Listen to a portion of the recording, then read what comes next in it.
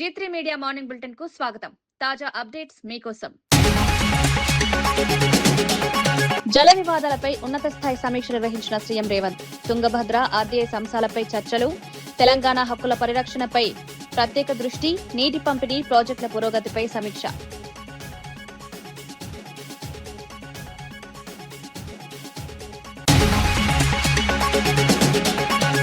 మంగళగిరి లక్ష్మీనరసింహస్వామిని దర్శించుకున్న పవన్ కళ్యాణ్. స్వామివారికి పట్టు వస్త్రాల సమర్పణ, పానకాల లక్ష్మీనరసింహస్వామికి పానకం నైవేద్యం, అర్చకుల వేదాశీర్వచనాలతో దర్శనం.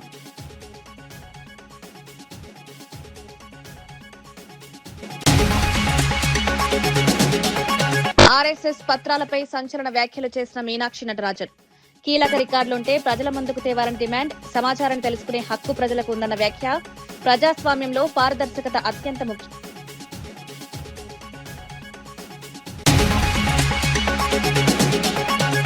సాయి కృష్ణ కేసులో నిజాలు దాచిపెడుతున్నారన్న అంబటి ఆరోపణ. సీఐ నాగరాజుకు ప్రత్యేక సౌకర్యాలు, సిట్ దర్యాప్తును కేసును బలహీనపరిచిందన్న మాజీ మంత్రి. బాధ్యులపై కఠిన చర్యలు తీసుకోవాలని డిమాండ్.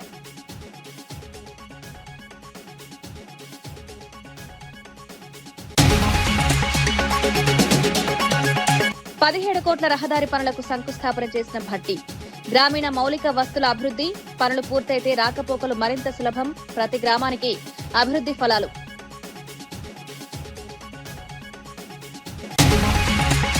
తెలంగాణకు సంబంధించిన కీలక జలాంశాలపై ముఖ్యమంత్రి రేవంత్ రెడ్డి జలసౌధలో ఉన్నత స్థాయి సమీక్ష నిర్వహించారు. తుంగభద్ర ప్రాజెక్టు, ఆర్డీఎస్ సమస్యలు, అంతర్రాష్ట్ర నదీ జల వివాదాలపై అధికారులతో చర్చించారు. సమావేశానికి మంత్రి ఉత్తమ్ కుమార్ రెడ్డి, ఎంపీ మల్లు రవి, ప్రభుత్వ సలహాదారులు, ఇరిగేషన్ శాఖ ఉన్నతాధికారులు హాజరయ్యారు. రాష్ట్ర ప్రయోజనాలను కాపాడేందుకు తీసుకోవాల్సిన చర్యలపై సీఎం ఆరా తీశారు. జలవనరుల వినియోగం, నీటి పంపిణీ, ప్రాజెక్టుల పురోగతి వంటి అంశాలపై సమగ్రంగా చర్చించారు.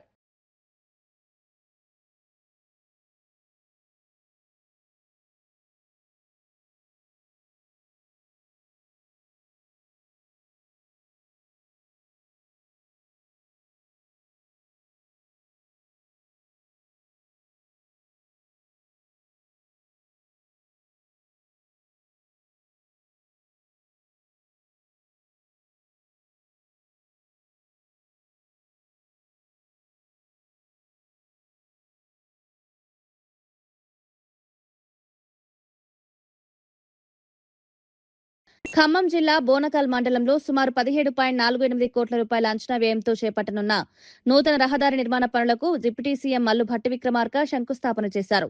జిల్లా కలెక్టర్ దివాకర్ టీఎస్తో కలిసి కార్యక్రమంలో పాల్గొన్న భట్టి, గ్రామీణ ప్రాంతాల్లో మౌలిక సదుపాయాల అభివృద్ధికి ప్రభుత్వం ప్రత్యేక ప్రాధాన్యమిస్తోందన్నారు. ప్రజలకు మెరుగైన రహదారి సౌకర్యాలు కల్పించడమే లక్ష్యమని పేర్కొన్నారు. ఈ పనులు పూర్తయితే రాకపోకలు సులభతరం కావడంతో పాటు స్థానిక అభివృద్ధికి దోహదపడతాయని తెలిపారు. రాష్ట్ర వ్యాప్తంగా మౌలిక వసతుల విస్తరణకు కట్టుబడి ప్రభుత్వం పనిచేస్తోందన్నారు.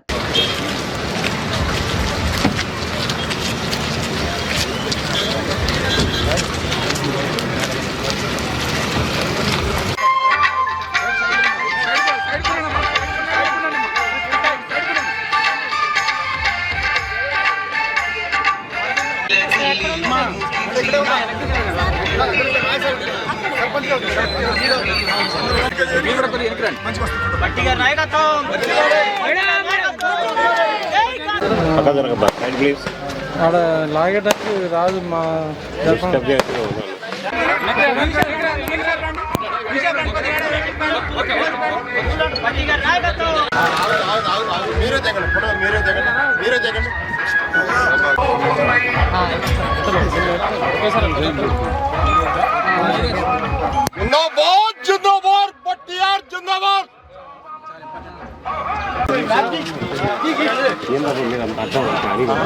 వచ్చరికి అయిపోతుంది. మంచిగా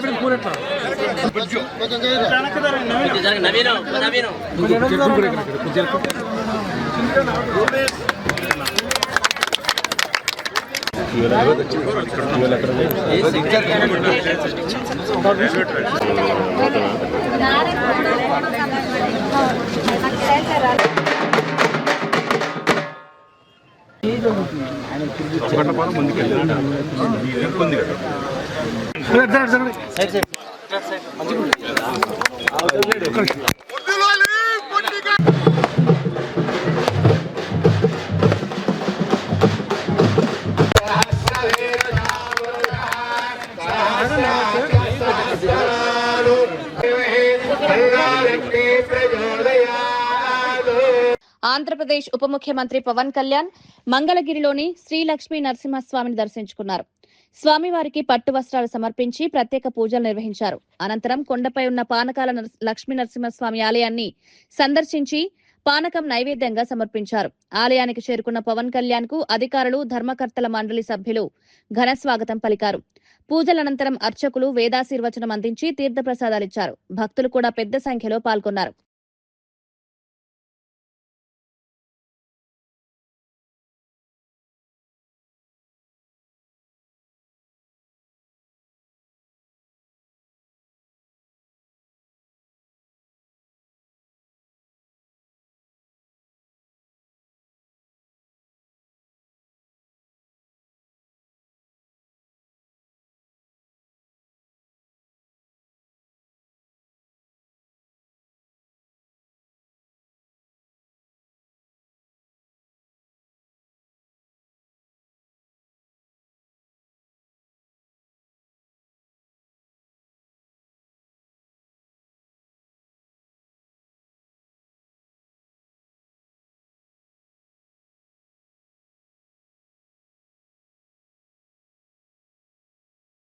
హైదరాబాద్ మెట్రోకు సంబంధించిన ఐఆర్ఎఫ్సి ఒప్పందంపై బీఆర్ఎస్ ఎమ్మెల్సీ దాసోజు శ్రవణ్ సంచలన ప్రశ్నలు లేవనెత్తారు.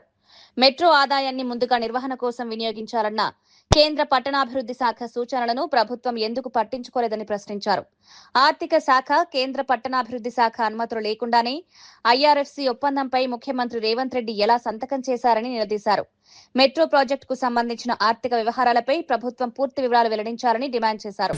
వాళ్ళు చెప్పినారు కాబట్టి రేవంత్ రెడ్డి ఏమో మోకాలు అడ్డం పెట్టినట్టుగా పెట్టి మేము నిర్వహణ అనేది పక్కన పెడతాము, లోన్ మాత్రం మేము ముందు రీపే చేస్తాము అని చెప్పని ఇద్దరి మధ్యన పేచీ వచ్చింది. కాబట్టి ఆ లోన్ అమౌంట్ ఏదైతే ఐఆర్ఎఫ్సికి ట్రాన్స్ఫర్ అయిందో అది కాకుండా government of India or ministry of urban affairs ఎవడో అడ్డుపడ్డారు. కేంద్ర ప్రభుత్వం కిషన్ రెడ్డి గారిని మీడియేట్ చేయమని చెప్పని కోరినరు. నేనేమడుగుతున్నానంటే ఇవాళ రేవంత్ రెడ్డి గారిని, ఈ ministry of housing and urban affairs వాళ్ళు ఏదైతే ఆపరేషన్ అండ్ మెయింటెనెన్సే ప్రియారిటీ ఇవ్వాలా, లోన్ రీపేమెంట్ ప్రియారిటీ ఇవ్వద్దని చెప్పిండ్రు అని చెప్పని నువ్వు రాసిన లేఖలు చెప్పినావు కదా, ఇవన్నీ క్లారిఫై చేసుకోకుండా నేను ఐఆర్ఎఫ్సికి సంతకం పెట్టావా?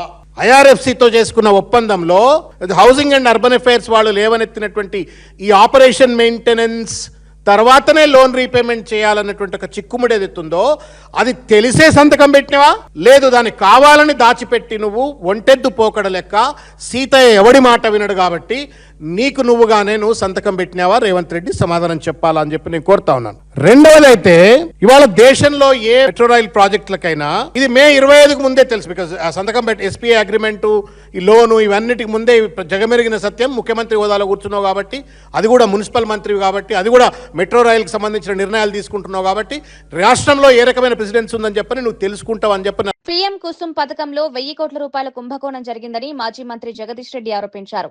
ప్లాంట్ల నిర్మాణం పూర్తి చేసిన రైతులను నెలల తరబడి సింక్రనైజేషన్ చేయకుండా ఇబ్బందులకు గురిచేస్తున్నారని విమర్శించారు. మెగావాట్ కు ₹1 కోటి డిమాండ్ చేస్తున్నారంటూ సంచలన ఆరోపణలు చేశారు. కేంద్రం నిర్ణయించిన ధర 3.13 ఉండగా తక్కువ ధరకు ఎందుకు చెప్తున్నారని ప్రశ్నించారు. రైతులు అప్పులు చేసి ప్లాంట్ నిర్మించుకున్నారని, ఇప్పుడు తీవ్ర ఇబ్బందులు ఎదుర్కొంటున్నారని ఆవేదన వ్యక్తం చేశారు. స్కామ్ కు తెరదీసిండ్రు కొత్తగా. పాపం చాలా మంది యువకులు వీళ్ళని నమ్మి గ్రామీణ ప్రాంతాలలో ఇక్కడో అక్కడో అప్పులు చేసి బ్యాంకుల చుట్టూ తిరిగి వాళ్ళని బతిలాడుకొని తెలిసిన బంధువుల దగ్గర, మిత్రుల దగ్గర అప్పులు చేసి ఈ పథకంలో మాకు అవకాశం వచ్చింది అని చెప్పి కేంద్ర ప్రభుత్వమే ₹3.13 నిర్ణయించింది కదా. పెట్టుబడి బ్యాంక్ లోన్లు అన్నీ పోతే నెలకో 1,00,000 2 లక్షలు ఏదైనా మాకు మిగులుతాయి జీతాలు పొందామని చెప్పి పాపం వీళ్ళని నమ్మి ఆ పథకంలో చేరి ప్లాంట్లు నిర్మాణం చేస్తే దాదాపుగా 1,1200 మెగావాట్ల ప్లాంట్లను పూర్తి అయిపోయి సింక్రనైజ్ చేసి మీరు కనెక్షన్ తీసుకోండి అని చెప్పి మొర్రోమంటే 2-3 నెలలుగా సతాయిస్తున్నారు. దీంట్లో ప్రధానంగా ఇద్దరు అధికారులు, రెడ్కోకు సంబంధించి ఒక అధికారి, ఎనర్జీ డిపార్ట్మెంట్కి సంబంధించిన ఒక అధికారి, ఇద్దరు పూర్తి స్థాయిలో దీంట్లో నిమగ్నమై 3 నెలలుగా వాళ్ళని సతాయించి చివరికి మీకు రేటు తక్కువ చేస్తాం, వాళ్ళని రకరకాల పద్ధతుల్లో భయపెట్టించి డబ్బులు వసూలు చేసే, డబ్బులు గుంజే ప్రయత్నాలు చేసిండ్రు. ముందు ఒక ప్లాంట్కి 10 లక్షలు అన్నారు, తర్వాత మెగావాట్కి 10 లక్షలు అన్నారు. ఆఖరికి మొత్తం మీరు ఎంత పెట్టుబడి పెట్టిరో పెట్టుబడి మీద 10% కావాలి, 20% కావాలి అని డిమాండ్ చేసి పాపం వాళ్ళు బ్యాంకు లోన్ మీద పడుతుంది. ఇప్పుడు 3 నెలలు బయటపడాలంటే సిబిఐ విచారణే మార్గమని వైఎస్ఆర్సీపీ రాష్ట్ర అధికార ప్రతినిధి వంగవీటి నరేంద్ర అన్నారు. సాయి కృష్ణపై పోలీసులు ఎందుకు వరుస కేసులు పెట్టారో, అతనితో పోలీస్ శాఖకు ఉన్న సంబంధం ఏమిటో ప్రజలకు తెలియాలన్నారు. టాస్క్ ఫోర్స్ అధికారులు కీలక విషయాలు దాచిపెడుతున్నారని ఆరోపించారు. సిట్ విచారణ ద్వారా వాస్తవాలు బయటకు రావని, స్వతంత్ర దర్యాప్తు అవసరమని పేర్కొన్నారు. ఈ కేసులో అనేక అనుమానాలు ఉన్నాయని, వాటికి సమాధానాలు రావాలంటే సిబిఐ విచారణ జరగాలని డిమాండ్ చేశారు. అంటే అసలు ఈ సాయి కృష్ణని పోలీస్ డిపార్ట్మెంట్ దేనికి వాడుకుంటుంది? దీనిలో అనేక కోణాలు మనం ఆలోచించాల్సి వస్తుంది. పోనీ లాకప్ డెత్ చేశారే అని అనుకుందాం. లాకప్ డెత్ చేస్తే బాడీ కూడా ఇవ్వకుండా సాక్ష్యాలను కూడా మాయం చేసే విధంగా బాడీని కూడా దహనం చేశారంటే సాయి కృష్ణని అసలు పోలీస్ డిపార్ట్మెంట్ ఎందుకు వాడుకుంది, దేనికి వాడుకుంది, ఇవన్నీ నిజాలు బయటపడాలి అంటే నాకు తెలిసి సిట్ ద్వారా పొరపాటును కూడా ఇది బయటికి రాదు. తప్పనిసరిగా ఈ కేసుని సిబిఐకి అప్పచెప్పాలి. ఇవాల్టి వరకు సిపి గారు నోరు తెరవట్లేదు, డీజీపీ గారు నోరు తెరవట్లేదు, హోంమంత్రి గారు నోరు తెరవట్లేదు, చంద్రబాబు నాయుడు గారు కూడా నోరు తెరవట్లేదు. ఒక్క ప్రెస్ మీట్ లో కూడా చెప్పట్లా. కానీ వాళ్ళ మీడియాల్లో మాత్రం ఇతను ఒక పెద్ద క్రిమినల్, రేపిస్ట్ ఇవన్నీ చెప్పారు. దేశంలోనే చాలా భయపడే విధంగా పోలీస్ డిపార్ట్మెంట్ అంటే రక్షణ కలిగిస్తారు. మరి అలాంటి పోలీస్ డిపార్ట్మెంట్ సాక్ష్యాధారాల్ని మాయం చేసే విధంగా ఒక కేసుని చేశారు అంటే ఇది భయభ్రాంతులు గురి చేస్తున్నట్టు కదా. తను సాయి కృష్ణ ఎలా అయితే ఒక రౌడీ షీటర్, ఒక మర్డర్ కేసులో ఉన్నాడో, ఇవాళ తను చంపినటువంటి పోలీస్ డిపార్ట్మెంట్ లో వాళ్ళు మరి ఎంత తక్కువ? వాళ్ళు కూడా రౌడీ షీటర్ కంటే ఎక్కువే కదా. రాష్ట్ర స్థాయి పవర్ లిఫ్టింగ్ పోటీల్లో 12 బంగారు 2 వెండి పతకాలు సాధించిన కంటోన్మెంట్ క్రీడాకారులను ఎమ్మెల్యే శ్రీ గణేష్ అభినందించారు. చాదర్ఘాట్ విక్టోరియా ప్లే గ్రౌండ్ లో జరిగిన జూనియర్, సబ్ జూనియర్ పోటీల్లో ప్రతిభ కనబరిచిన క్రీడాకారుడు ఆయన్ను మర్యాదపూర్వకంగా కలిశారు. ఈ సందర్భంగా పతక విజేతలు, కోచ్లను సత్కరించిన ఎమ్మెల్యే జాతీయ, అంతర్జాతీయ స్థాయిలో కంటోన్మెంట్ కీర్తిని చాటాలని ఆకాంక్షించారు. క్రీడాకారుల అభివృద్ధికి తెలంగాణ ప్రభుత్వం అన్ని విధాలా అండగా ఉంటుందని హామీ ఇచ్చారు. గ్రామీణ, పట్టణ ప్రాంతాల ప్రతిభను వెలికితీసి అంతర్జాతీయ స్థాయికి తీసుకువెళ్లడమే ప్రభుత్వ లక్ష్యమన్నారు. కృష్ణ కస్టోడియల్ డెత్ కేసులో కీలక నిజాలను దాచిపెట్టేందుకు ప్రయత్నాలు జరుగుతున్నాయని మాజీ మంత్రి అంబటి రాంబాబు ఆరోపించారు. ఈ కేసులో పోలీసు ఉన్నతాధికారుల పాత్రను బయటపెట్టకుండా ఉండేందుకు బేరసారాలు జరిగాయన్నారు. అరెస్టు చేసిన సీఐ నాగరాజును లాకప్ లో పెట్టకుండా ప్రత్యేక సౌకర్యాలు కల్పించడం అనుమానాలకు తావిస్తోందని విమర్శించారు. కూటమి ప్రభుత్వం ఏర్పాటు చేసిన సిట్ ఈ కేసును బలహీనపరిచిందని ఆరోపించారు. శవాన్ని ఎక్కడ దహనం చేశారన్న అంశంపైన స్పష్టత లేదన్నారు. అన్ని మసిపూసి మారేగా చేసేద్దాం, నేను రక్షిస్తాం. ఎక్కడ తీసుకెళ్ళి ఎక్కడ పెట్టారు? నిన్న సెల్ వేశారా? అంబటి రాంబాబుని, మాజీ మంత్రిని, ఒక పొలిటీషియన్ని తీసుకెళ్లి వంశీధర్ అనే వ్యక్తి లాకప్లో వేశాడు. నన్ను లాకప్లో 7 years బిలో ఉన్న కేసులో లాకప్లో వేసి 24 గంటలు అట్టి పెట్టారు. నన్ను నాగరాజు వేశారు లాకప్లో. అన్ని సర్వసౌఖ్యాలు ఏర్పాటు చేశారు రాత్రి. ఎందుకు? నాగరాజు ఎవడి పేరు చెబితే డౌట్. అందుకే నాగరాజు ఎవడి పేరు చెప్పడం, నాగరాజు రక్షిస్తారు. ఇది సిట్ వ్యవహారం. ఈ సిట్ అనేది special investigation team, the IPS officers టోటల్గా సాయి కృష్ణ యొక్క దారుణ హత్య, లాకప్ డెత్ని తుడిచేసింది. నేను ఒకటి చెప్తున్నా, చాలా బాధతో చెప్తున్నా. పోలీసులకి ప్రజల్ని కాపాడలేడు, చంపేసి బరేలు చేసేస్తారు. నాలాంటి పెద్ద నాయకుడు అనుకో, నా గవర్నమెంట్ వచ్చింది అనుకో, నాకు కోపం ఉంటే నిమ్మకాయలు రాజనాయుడు గారిని వేసేయమంట, వేసేస్తారు. ఎస్పీ గారు చెబుతా వేసేస్తారు, ఆయన ప్రమోషన్ ఇస్తా, శవాన్ని తీసేసి దాచేస్తారు. ఇంకేముంటుంది అంటున్నా? ఏముంటుంది చెప్పండి. ఇలాంటి సంఘటనలను కూడా వెలుగులోకి తీసుకురావడంలో ఈ ప్రభుత్వం విఫలమైంది. హోంమంత్రి విఫలమయ్యారు, ముఖ్యమంత్రి విఫలమయ్యారు. విఫలమవటమే కాదు, ఈ సాక్ష్యాధారాలను తుడిచివేయటంతో వీళ్ళందరూ కూడా పాల్గొంటున్నారు. ఎంత దారుణం అండి. మేము మీ కోపం ఏంటి మా మీద? మేము సాయి కృష్ణ సపోర్ట్ చేసామనేగా. ఎందుకు సపోర్ట్ చేసాము సార్? మేము సాయి కృష్ణ చనిపోయాడు కాబట్టి సపోర్ట్ చేశాము. ఒక క్రిమినల్ చనిపోతే నా మీద రుద్దుతారా అంటున్నారు. క్రిమినల్ చనిపోలేదు సార్, ఇద్దరు గ్యాంగ్ వార్లో కొట్టుకుని ఆ క్రిమినల్ చనిపోతే పట్టించుకోం. పోలీస్ వ్యవస్థ క్రిమినల్ చంపేసింది సార్, అందుకు పట్టించుకున్నాం సార్. మేము అందుకు పట్టించుకుంటే మేము ఈయన పట్టించుకున్నాం కాబట్టి మీరు నాగరాజుని పట్టించుకుంటారా? జిందాబాద్ నాగరాజు అంటారా? చెప్పండి, నేను అడుగుతా ఉన్నా పవన్ కళ్యాణ్ గారు. సాయి కృష్ణ తల్లి గారిని పరామర్శించడానికి వెళ్ళారు విజయలక్ష్మి గారిని. ఎవరు వెళ్ళారు? ఉదయభాన్ వెళ్ళాడు. ఉదయభాన్ అమ్మట కొంత బ్యాచ్ వెళ్ళింది, మొత్తం జనసేన బ్యాచే. అక్కడ పలకరించారు, పవన్ కళ్యాణ్ గారు పంపించారమ్మా అని చెప్పారు, శభాష్, ఓకే. కట్ చేస్తే ఉదయవాన్ మినహా మిగతా బ్యాచ్ అంతా నాగరాజ్ జిందాబాద్, అక్కడ నాగరాజ్ ఇంటికాడ ఇదే batch. Are you feeling shame? Pawan Kalyan గారు, are you not feeling shame? ఇక్కడేమో విజయలక్ష్మి గారి కన్నీళ్లు తోడడానికి వస్తారు, అక్కడేమో సాయి కృష్ణ నాగరాజు జిందాబాద్, నాగరాజు వీరుడు, నాగరాజు అనేవాడు గొప్పవాడు అని చెప్తారు. చెప్పండి సార్ సమాధానం. మీరు చెప్పర్లే, ఆ దుర్గేష్ని చెప్పనండి. ఏంటి అన్యాయం? ఇంత దారుణంగా మీరు వ్యవహరిస్తున్నారంటే ఎక్కడికి పోతున్నారు? పట్టుదలగా పోయి తప్పులు చేసుకుంటున్నారు. మీ మీద ప్రజలకు వేరే అభిప్రాయం ఉంది మొన్నటిదాకా. ఏదో వీరుడు సూర్యుడు న్యాయం కోసం పోరాడతాడు. న్యాయం కోసం పోరాడరు, అన్యాయం వెంట ఉండి, నాగరాజు వెంట ఉండి మీరు పోరాడుతున్నారు. ఇది చాలా దారుణం. క్రిమినల్ని మేము సపోర్ట్ చేయటం, క్రిమినల్ని శిక్షించమనే మేము కోరిక. క్రిమినల్ని చంపమాకండి సార్ అంటున్నా. దోమ చంపేయడానికి, బొద్దింక చంపేయడానికి, ఎలుక చంపేయడానికి, మేక కోసేయడానికి ఒక ప్రాణం. Though is a criminal. ఇంత ఎస్ఐఆర్ అంశంపై సమావేశాలు నిర్వహిస్తున్న బీఆర్ఎస్ నేతలు కేటీఆర్, హరీష్ రావులు ప్రజలకు అవగాహన కల్పించకుండా ముఖ్యమంత్రి రేవంత్ రెడ్డిపై విమర్శలకే పరిమితమవుతున్నారని కాంగ్రెస్ నేత కోట్ల శ్రీనివాస్ విమర్శించారు.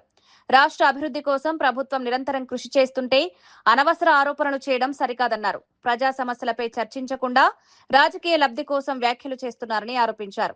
ప్రభుత్వం అమలు చేస్తున్న సంక్షేమ అభివృద్ధి కార్యక్రమాలను ప్రజలు గమనిస్తున్నారన్నారు.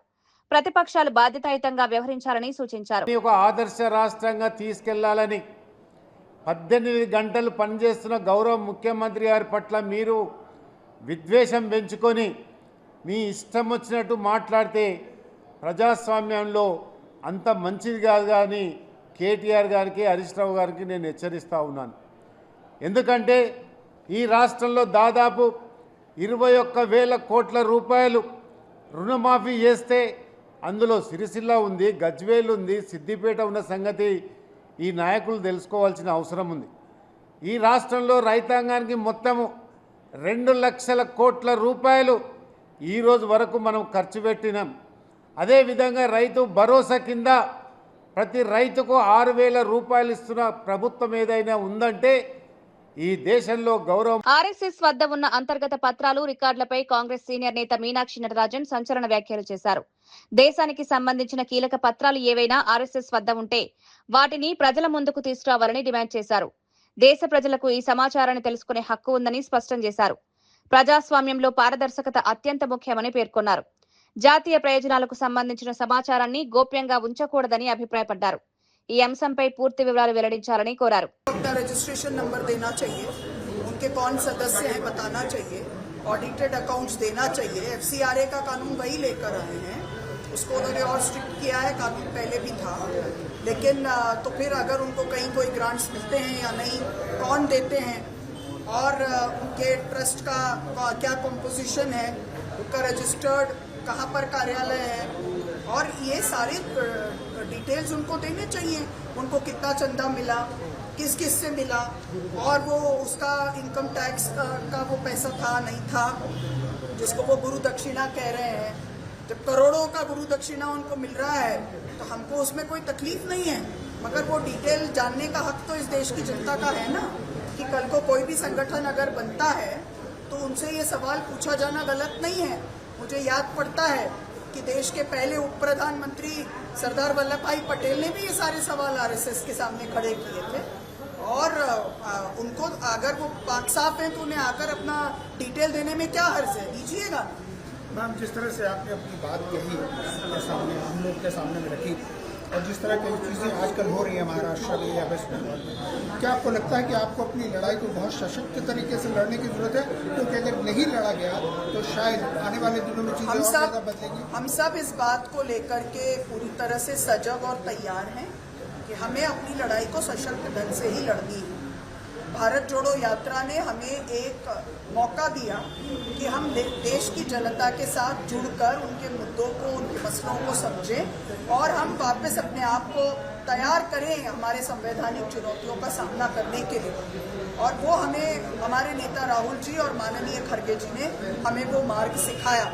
और जाहिर सी बात है कि जो नीट में हुआ, जो जिस तरह से पेपर लीक का मामला सामने आया, जिस तरह से आज एलपीजी और अन्य चीज़ों का हमारे सामने संकट है, जिस तरह से हम देखते हैं कि अमेरिका से हमारे लोगों को हथकड़ियां डाल के भेजा जाता है, जिस तरह से रोजगार का संकट हमारे सामने है ये, और अभी हाल ही में मध्य प्रदेश के हमारे मुख्यमंत्री के परिजनों ने जिस तरह से भूमाफिया राज फैलाया है, ये सारे वो मसले हैं जिस पर तो हम लोगों को संगठित होकर के लड़ना है।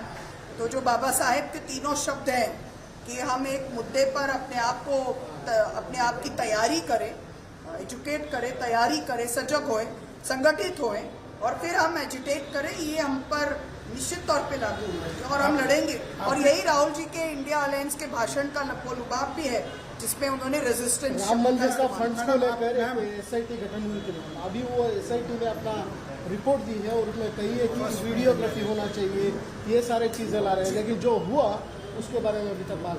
हाँ, क्योंकि ये जब राम मंदिर के शिला पूजन का समय था तब भी उस करोड़ों के चंदे का क्या हुआ, आज भी देश के लोगों को उन्होंने हिसाब नहीं दिया।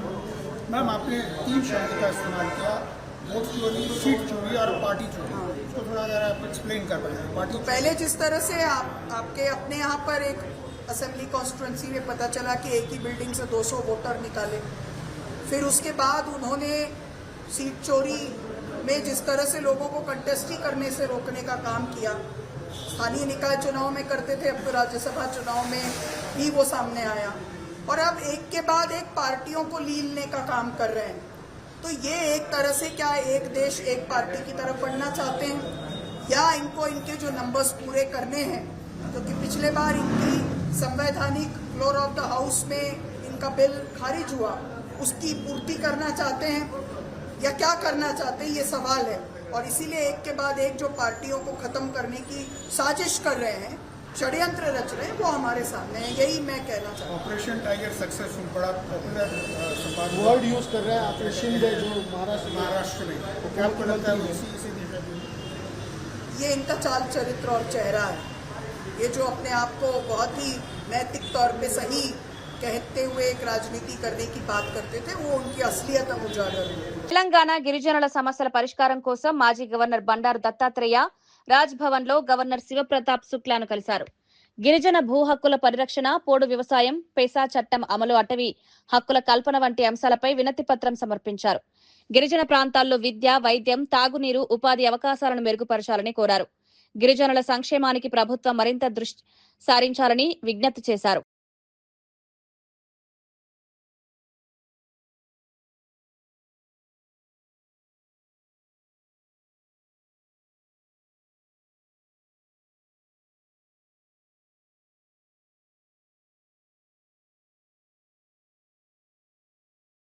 మేడ్చల్ మల్కాజ్గిరి జిల్లా బౌరంపేటలో జరిగిన 40 తులాల బంగారం చోరీ కేసును దుండిగల్ పోలీసులు కేవలం 12 గంటల్లోనే ఛేదించారు.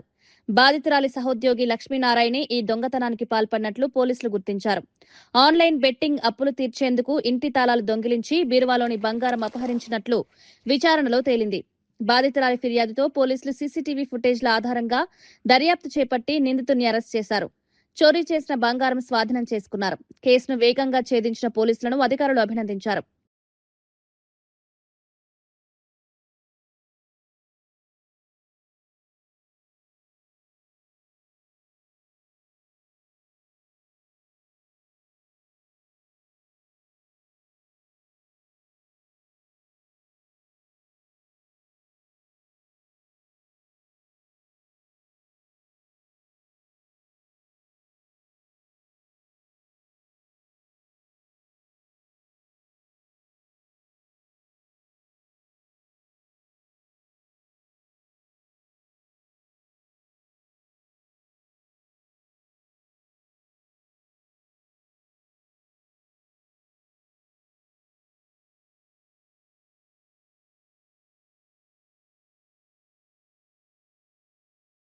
వాళ్ళ ఇంట్లో ఆమె యాక్చువల్ గా ఫార్మా కంపెనీలో జాబ్ చేస్తున్నది. ఆ జాబ్ లో భాగంగా వాళ్ళు రోజు యథావిధిగా ఇంట్లో ఉన్న వాళ్ళ భర్త, వాళ్ళ పిల్లలు, ఈమె స్కూల్ పోయే వాళ్ళు స్కూల్ కి, ఆఫీస్ పోయే వాళ్ళు ఆఫీస్ కి ఇంట్లో లాక్ వేసుకొని పోవడం జరిగింది. అయితే ఇందులో ట్విస్ట్ ఏంటంటే ఏదైతే ఈ సునీల అనేటువంటి కంప్లైంట్ ఫార్మా కంపెనీలో పనిచేస్తుందో బొల్లారం లిమిట్స్ లో, అదే కంపెనీలో పనిచేస్తున్న వాళ్ళ కొలీగ్ ఎవరైతే ముద్దాయి ఉన్నాడో ఇక్కడ నేరస్తుడు లక్ష్మీనారాయణ, ఇతను ఎంఎస్సి కెమిస్ట్రీ చేసి ఆ ఫార్మాలో పనిచేస్తూ లావిష్ అలవాట్లకు ఇదే బెట్టింగ్లకి వేరే ఇతరత్ర వాటికి సోషల్ వైజెస్ కి అలవాటై ఏ విధంగా డబ్బు ఇచ్చేయాలనే ఉద్దేశంతో ఆయన ప్లానింగ్ లో ఉన్నాడు. మరిన్ని వార్తలతో మళ్ళీ కలుద్దాం. నమస్కారం.